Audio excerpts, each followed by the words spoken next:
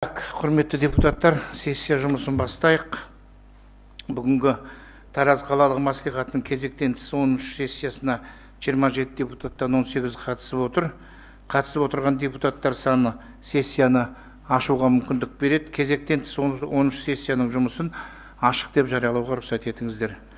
Сессия жұмысына Тараз қаласы әкімінің міндетін атқарушы Исмаил Қайрат Әбілханұлы, қоғамдық кеңес, қала әкімінің орынбасарлары, бөлім басшылары, бұқаралық ақпарат құралдарының өкілдері қатысып отыр. Сессияның күн тәртібі мен жұмыс регламенті қолдарыңызда бар. Депутаттарда өзгертулер мен толықтырулар бар ма? Жоқ. Онда сессияның күн тәртібі мен регламенті бекітілсін деген ұсыныс бар. Дауысқа қоям. Кім қолдайды? Көтерейік, сүрейік. Қарсы жоқ, қалыс жоқ. Шешім қабылданды. Құрметті депутаттар, күн тәртібінің бірінші мәселесін қарауға көшеміз.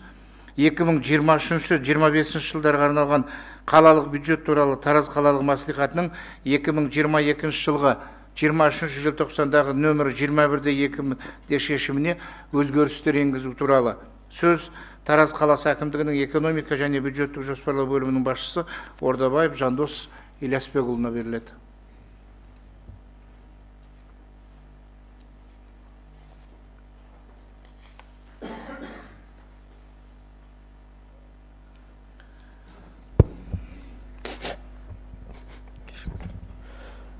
Құрметті Қайрат Әбілханұлы, Кенжебек Мамашбайұлы, құрметті депутаттар. 2023-25 жылдарға арналған қалалық бюджет туралы Тараз қалалық мәслихатының 21-2 шешіміне өзгерістер енгізу туралы шешімнің жобасы Қазақстан Республикасы бюджет кодексінің 109 бабын басшылыққа ала отырып, облыстық бюджетке нақтылау жүргізілуіне байланысты өзгерістер енгізілу ұсынылып отыр. Ағымдағы жылдың 28 қарашасында өткізілген облыстық бюджетті нақтылау барысында қалалық бюджетке 1 миллиард 905 миллион 905-9 миллион теңге нысаналы трансферттер қарастырылып, олар келесі мақсаттарды қаржыландыруға бағытталады. Сүлейменов көшесінің соңындағы 29 және Асқаров көшесінің соңындағы 16 тұрғын үйдің авторлық және техникалық қадағалау қызметтеріне 1 миллиард 56,5 миллион теңге, қоғамдық көлік қызметін субсидиялауға 700 миллион теңге, Барысқан тұрғын алқабының асфальт жолын салуға 149,4 миллион теңге. Сонымен қатар келесі жобалардан үнемделген қаражаттар облыстық бюджеттен трансферттердің есебінен берілген қаражаттар кемітілуде 577,4 миллион теңге. Оның ішінде оңалту орталығының блокты модульді қазандық сатып алудан 50 миллион теңге, Төле би көшесінде номер 11-А мекенжайында орналасқан жатақхананың күрделі жөндеу жұмыстарынан үнем 9,6 миллион теңге, Тектұрмас тарихи этнографиялық кешенде ежелгі бекініс имаратының құрылысынан жұмыстардың орындалмауына байланысты 351,6 миллион теңге, Қарасу алқабының ішкі алаңы көшелеріне қиыршық тас жолын құрылысынан салудан үнемделген қаражат 149,4 миллион теңге. Және Бурыл алқабындағы Бурыл АБВ тұрғын алқабының асфальт жол төсемін салудан үнемделген қаражат 16,7 миллион теңге облыстық бюджетке кері қайтарылып жатыр. Сондай осы қалалық бюджетті нақтылау барысында бізде негізгі капитал сатудан түсетін түсімдердің жоспардан төменді орындалуына байланысты қалалық бюджеттік бағдарлама әкімшілерінен үнемделген қаражаттар осы жоспарды есебінен осы жоспарды азайту ұсынылып отыр. Баяндама аяқталды. Назарларыңызға рахмет. Құрметті депутаттар, Жандос Ильясбекұлының сұрақтарыңыз бар ма? Сұрақ бар ма? Бар. Депутат Найзекулов. Жандос Ильясбекұлы, бүгінгі 9-шы сессия, по-моему, 6-шы или 7-шы сессияда как раз осы картельный жағыдан сізге айтқам, полностью документ беріңіз мәслихатқа, бізге береді депутатқа. Мына как раз өткен сол емес па, да, картельный? Облыстық бюджетте берген. Документ берген жоқсыз сіз. На ознакомление в депутатский корпус. Қай мәселе бойынша, Бауыржан? Картельный жағына. Қазандық картельный мәселесі бойынша ма? 6-шы или 7-шы сессияда сіз айтқандай документ берем бердіңізге, на ознакомление дедіңіз, ол берген жоқсыз. Біз құжаттарын әкеп сізге осы жерде таныстырдық қой. Сіз айттыңыз, залға әкеп таныстырдық. Ол болған жоқ, бірінші мәселе. Екінші, допустим, ол котельный қай жаққа? Бұл 14-ші мөлтек ауданында салынған, пайдалануға берілген мүгедектерді оңалту орталығы үлкен нысан. Соның эконом жасалған, үнемделген қаржысы ғой да ол? Жоқ, үнемделген қаржысы емес, бұл 50 миллион теңге. Жалпы ол жерде ұсынылған өтінімге сәйкес қазандықтың құны үлкен 111 миллион болатын. Соны облыстық бюджеттен тамыз айында өткен нақтылауда 50 миллион қарастырды. Қалған 61 миллионы келесі жылға өтпелі болған. Енді бұл жерде қаржы бізге қыркүйек айында отырды. Біз конкурсын өткіздік, жеңімпаз анықталды, бірақ жылдың аяғы қазір жыл соңына дейін игерілмеу қаупі бар деп бұл қаражатты кері қайтарып жатырмыз. Келесі жылы бұл жұмыстарды атқарамыз. Басқа сұрақтар бар ма? Қоғамдық көліктерге байланысты субсидия, сосын Төле би көшесіндегі 11А мекенжайындағы жатақхана. Бұл қандай жатақхана, кімнің балансында жатақхана, оған не үшін бұндай ақша бөлініп отыр? Естеріңізде болса, бірінші нақтылауда, сәуір айында өткен нақтылауда, осы ағымдағы жылы облыстық бюджеттен біз өтінімге сәйкес, біз өзіміз өтінім сұрағамыз. Төле би 11 және 11А 2 жатақханаға қаржы сұрағамыз. Енді өзіміздің бюджеттің мүмкіндігі болмағандықтан облыстан қаржы сұрағамыз. Күрделі жөндеуге. Төле би ол бізде тұрғын үй қатынастары бөлімінің теңгерімдегі ғимарат. Жөндеуден жатақхана өтті ме, өткен жоқ па? 186 миллион теңгеге жалпы бөлінген. Жеңімпаз анықталып жөндеуден толық өтті. Мынау қайтарып жатқан қаражат қабылданды ғой да? Конкурстың нәтижесі бойынша үнемделген қаражат. Субсидия бүгінгі күнге бізде қазан, қараша, желтоқсан айларына осы тасымалдаушыларға берілетін субсидияда төленген жоқ әлі. Соның есебі. Жандос Ілеспекұлы, жабамыз ғой да субсидиямен биылғы нелердің несі түгел жабылады ғой 700 миллионмен да? Қазан, қараша айлар толық жабылады. Желтоқсан айының жартысын жауап береміз осы қаржының есебінен. Қалған келесі жылға. Келесі. Ертең әңгіме не шықпай ма ояқтан? Нелер тарапынан? Жоқ, олар қайта осы облыстан қолдау табылып, ақша бөлініп жатқанына бәрі ризашылығын білдіріп. Әріптестер қолдауымыз керек, өйткені халыққа жағдай жасап жатқан, халықты тасымалдап жатқан нелер. Өткендегі не бойынша біз оларға қаржысын бөліп бергенбіз. Мынау қосымша қаражат қалған айларына болып тұр ғой, сонда қалған 3 айдың 2,5 айын төлейік деп отырмыз ғой. Жақсы, тағы сұрақ бар ма? Сұрақ бар, қойсам бола ма? Депутат Қуатова. Ежелгі бекініс имаратының құрылысымен Қарасу алқабындағы тас жол құрылысы не себепті жүргізілмей қалған? Қомақты бөлінген екен. Қарасу алқабындағы тас жол, қиыршық тас жол бұл жүргізілді. Бұл толық жұмыстар орындалды. Ол жерде құрылыс бөлімі отыр, түсіндіріп өтеді. Бұл жерде сметада бір артық жұмыстар болуына байланысты толық жұмыстар аяқталып, бұл қаражат үнем қаражат болып есептеліп отыр. Ал ежелгі бекіністің ғимараты, ол жерде шын мәнінде мәселе бар. Қазір құрылыс жұмысы тоқтап, мердігер мекеменің құрылысты мерзімде орындамауына байланысты бұл қаражат кері қайтарылып отыр. Кері қайтарылып отыр. Құрылыс бөлімі не дейсіз?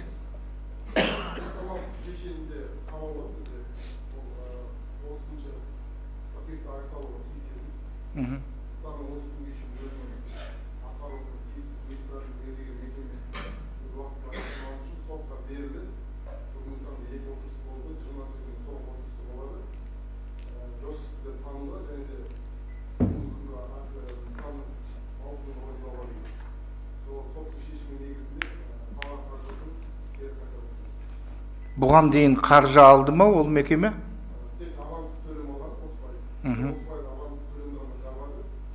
Оның жұмыстары оған, ол қаржыға жұмыстар жасалынды ғой бүгінгі таңда?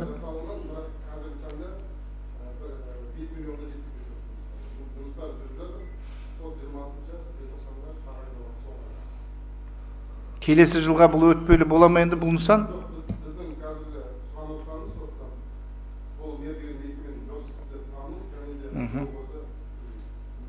Жақсы. Депутат Айтбекова, сізге мынандай сұрағым болып тұр.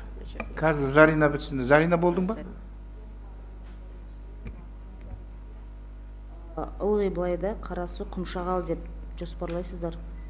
Құмшағал қайда, Қарасу қайда? Мүлдем дұрыс емес, содан кейін шатасу пайда болды. Мен осыны айтып келе жатқаныма 1 жылдан асты.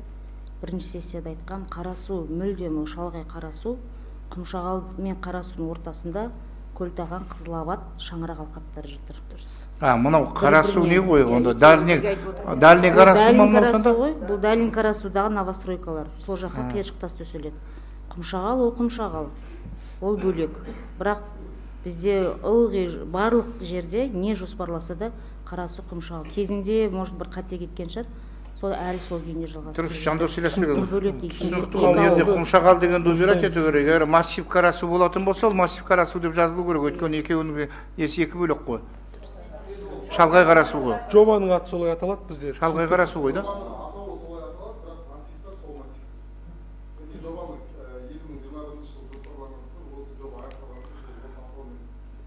Енді жалпы келесі жылға жалпы болашақтағы нені өзгертіңіздер, өйткені не ғой?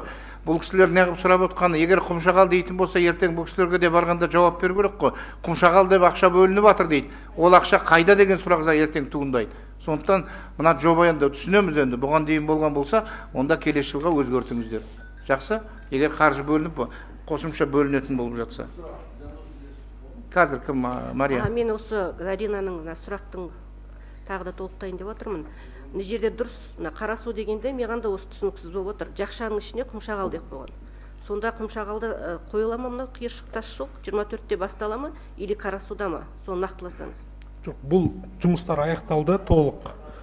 Ол жерде Қарасу Құмшағал деп аталатын Қарасу толық қамтамасыз етілді. Шалғай Қарасу болып тұр ғой, Мария, сонда. Бәсе Құмшағалда бұндай жұмыс басталған жоқ. Жоқ, шалғай Қарасу. Мына Құмшағал деген сөз бұрыннан шейін жобада кеткен. Соны келесіде дұрыстап жазсаңыздар. Дұрыстап жазады келесі жолға. Келістік қой қазір. Сіздер ғой, Құмшағал Шөлдаланың халқы өте белсенді.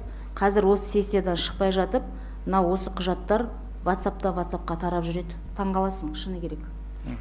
Содан кейін халықтан бізге сұрақ түседі. Жақсы, жақсы, бұдан кейін жөнделеді. Егер 144 миллион экономия болып отыр, үлкен ақша ғой. Сонда ол жерге қанша бөлінген, қанша километр тас төселген? Үлкен сумма ма тең? Жалпы бөлінген ақша 800 миллион теңге. Оның 100 миллион теңгесі облыстық бюджеттен 22 жылы бөлінген. Өтпелі нысан 22 жылдан 23 жылға 700 миллион теңгесі биыл 23-ке бөлінген. Жылдың басында бюджетті бекіткен кезде өздеріңізге ұсынылған болатын. Үнемделгенде бұл жерде мен жаңа айтып өттім, енді сметада кейбір жасалған көшелер кіріп кеткен сметаға. Соның есебінен сумасы. Енді бұны бұлай түсініңіздер, бұл ақшаны облысқа қайтарғанмен біз қайтадан сұрап алып отырық. Мынау Барысхан алқабына республикалық бюджеттен 100 миллион теңге және облыстық бюджеттен 11 миллион теңге, 111 миллион теңгеге жұмыстар істелген. Енді мердігер мекеме өз жерде тағы да қосымша қаржы болатын болса, жұмыс істеуге дайын дегеннен кейін бұл біз осы үнемделген облысқа қайтарып жатқан қаражатты Барысхан алқабына сұрап отырық. Мына жерде көрсеңіздер, Барысхан тұрғын алқабына осы сумманы қайтадан қойып. Қайтадан қалаға жаратылып жатыр десеңші енді. Қаланың игілігіне қайтадан жаратылып жатыр. Қаланың игілігіне жаратылып жатыр. Болды. Болды ма? Кенже кедемет. Құрметті Жандос Елеспеков, менің сұрағым мынандай. Бұрыл АБВ тұрғын алқабын асфальт жол төсемін салудан 16,7 миллион теңге үнемделген дейді. Бұл ненің есебінен үнемделген, және ол жерде де асфальтталмаған көшелер бар ғой? Бұл жерде үнемделгенде былай ғой, ережеге сәйкес бұл 90%, бұл 3,3 миллиард теңге жалпы құны. 90% республикадан, 10% облыстан беріледі. Облыс жылдың бірінші нақтылауда, сәуір айында өткен нақтылауда 10% толық қойып берген бізге. Жаңа сол конкурстың нәтижесі бойынша облыстық бюджеттен бөлінген 10%-дің үнемі 5% конкурс нәтижесі бойынша үнем қалыптасқан. Ол жерде ол артық ақшаны 10%-дан асып кететін ақшаны облыс қоя алмайды, сол себепті қайтып жатыр. Жоқ, оның қойып отқан себебі құрылыс қой, бұл жаққа жүргізіп отқанда, сендер ма? Құрылыс қой. Құрылыс бөлімі ғой. Ана Кенжекеңнің қойып отқан сұрағын мен де қояйын деп отыр едім. Ол жақта мысалы асфальтталмаған көшелер бар, жоспарланған біздің сауалда көрсетілген көшелер бар. Бұл переходящий келесі жылға АББ жасалына ма қосымша қарай? Жоқ, әлде биыл бітті ма? Келесі жылға.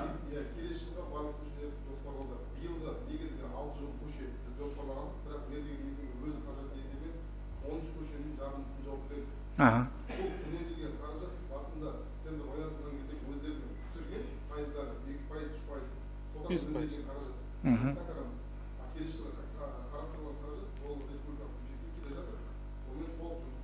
Жалпы Бурыл АББ алқабындағы асфальт төселу мәселесі келесі жылы аяқталады ғой, келесі жылға өтеді ғой, келесі жыл істелінеді. Біз соны білгіміз келіп отыр ғой, өйткені менің есімде анау депутаттық сауалдардың ішінде Бурыл алқабынан сондай мәселе қойылған, сол бар етін соның кейін сұрап отырмын. Жақсы. Так, бар ма тағы, болды ма? Аха. Төлеубек көшесіндегі 11-ші жатақханалар. Мен бұны баяғыдан білемін, ол жерде социально уязвимый населениелер тұрады. Олардың бәрі өздерінің комнаталарын сатып алды. Они все приватизировали. Но там они сейчас пересдают этот квартирой.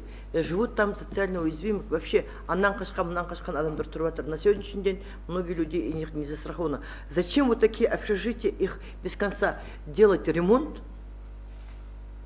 Тем более там многие хозяева не живут, они уже квартиру имеют. Насколько мы знаем сегодня по ЖКХ балансында емес, многие они уже приватизированы. Тұрғын үй қатынастар бөлім балансында.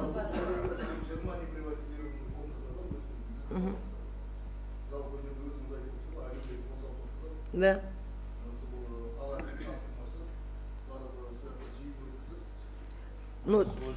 Жалпы қоса кетсем, бұл жерде құрметті депутаттар, яғни Төле би 11 және Төле би 11 екеуі де жатақхана, екеуі де жағдай өте мүшкіл күйде. Бұл жерде әлеуметтік осал топтағылар тұрады.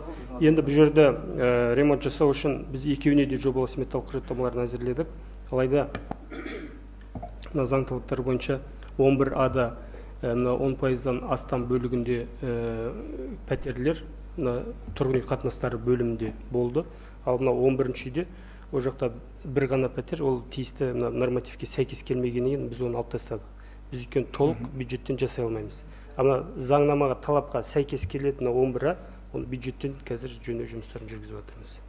Сондықтан бәрін жан-жақты қарадық. Облысқа біз ұсыныс бергенбіз, алдында екеуіне де. Облыс сол тек заңнама аясында әлеуметтік осал топ болғанмен тек заңды басшылыққа алып жұмыс жасаймыз. Біреуіне ғана қаражат бөліп берді, өйткені біздің қалған бюджет тапшы екенін білесіз. Сондықтан мынау 11-ді біз енді заңнама аясында тек ол халық толық көтеретін мүмкіндігі жоқ, дегенмен заңда көзделген шатыр мен қасбетін жөндеу. Енді ішкі дүниесін өздері көтерсін деп халықпен түсіндірме жұмыстарын жүргізіп отыр. Енді олар келісіп отыр. Енді алдағы уақытта соның модернизация арқылы сол бағдарламаны іске асыратын отыр. 11-ші 11-а енді біз ол бюджет есебінен толық көтеріп отырмыз.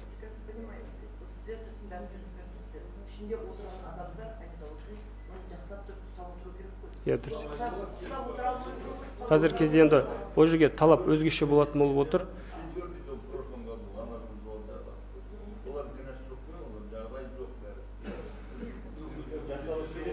Құрметті әріптестер, енді ол азаматтардың бәрін Тараз қаласының тұрғындары ғой, қолдауымыз керек. Енді бәріңіз түсініп отырсыздар ғой. Одақ кезінде. Енді ол Дүйсенкүл Керімбаева, бұл жерде бір нәрсе Асеке, бұл кісінің көтеріп отқан мәселесі бір жағынан дұрыс. Неге? В каком плане? Сол бәріміз білеміз, енді өзіміз өмір бақи соның басы қасында жүрдік қой, сол общежитиялардың жағдайын жасаудың барлық басы қасында мен болғам. Бірақ нәрсе, ол жердегі тұрып жатқан азаматтарды зерделеу керек. Зерделеу керек. В каком плане? Да, мысалы, жаңағы пәтерге беріп жатқандар бар, басқасы бар. Өйткені неге? Қылмыс бар, басқа бар деген сияқты әңгімелер туындайды ғой. Сондықтан анау зерделеп, әрине біз ремонт жасауға, не қылуға қарсы емеспіз, өйткені біздің қаланың тұрғындары, бірақ жаңағыдай зерделеу жұмыстарын жүргізу керек. Тұрып жатқан тұрғындар кімдер? Шындығында біздің Тараз қаласының тұрғындары ма? Жоқ әлде басқа жақтан келгендер ма деген сияқты әңгіме болу керек. Ол общиналардың жағдайын білеміз. Иә, что?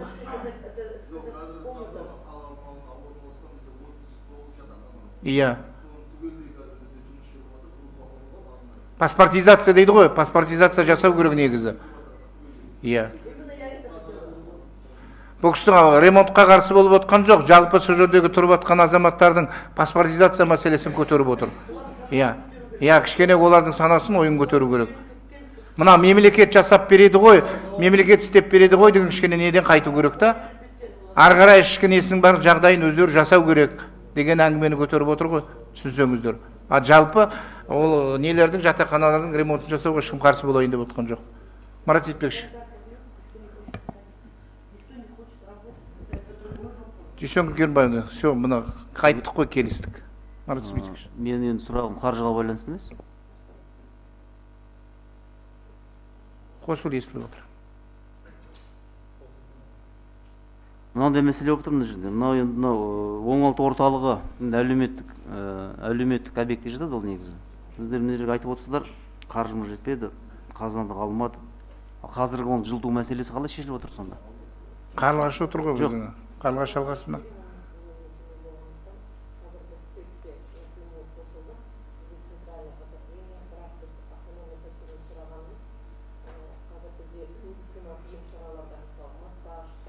Білем ғой, су процедурасы бар жерде сіздер 28 градус болу керек, оны сізге теплоэнергия бере алмайды ондай.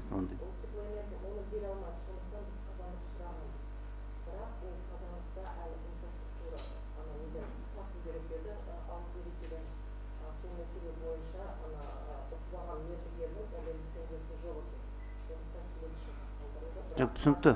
Қазір енді оның жағдайы қалай сонда? Қазір ондай температура бере алмайды ғой, теплоэнергия ондай бере алмайды 28. Біз білеміз ғой біз.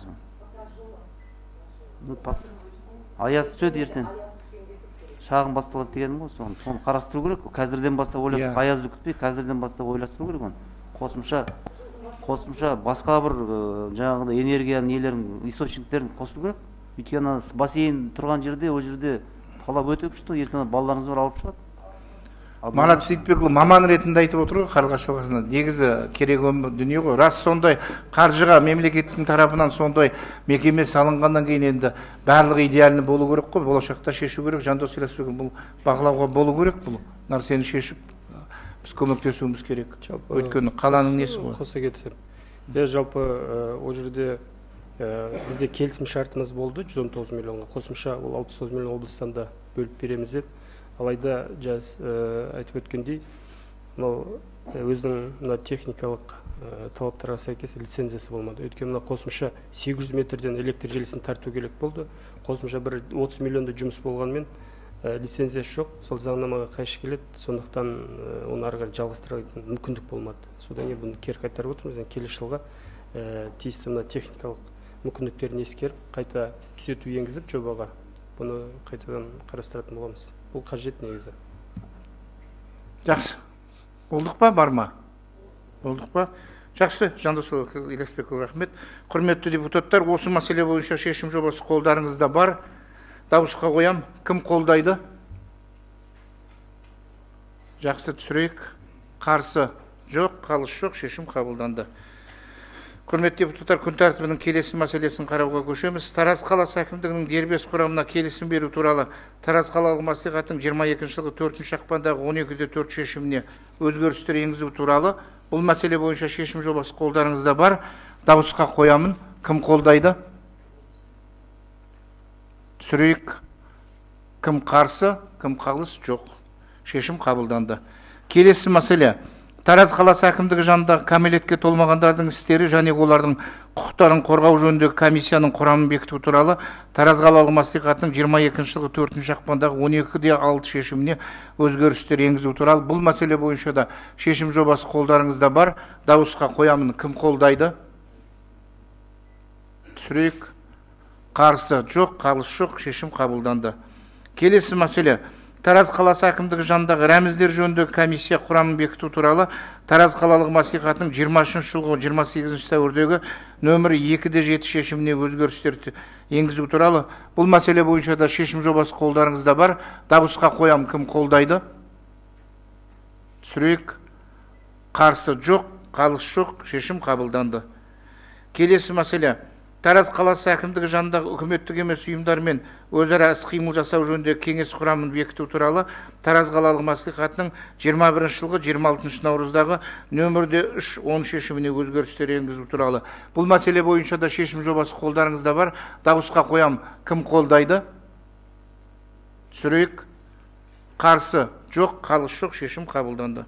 Құрметті депутаттар, кезектен тыс 10 сессияның күн тәртібінде енгізілген мәселелер қаралды. Сессияның жүргізу тәртібі бойынша ескертулер бар ма? Жоқ. Олай болса сессияның жұмысын жабық деп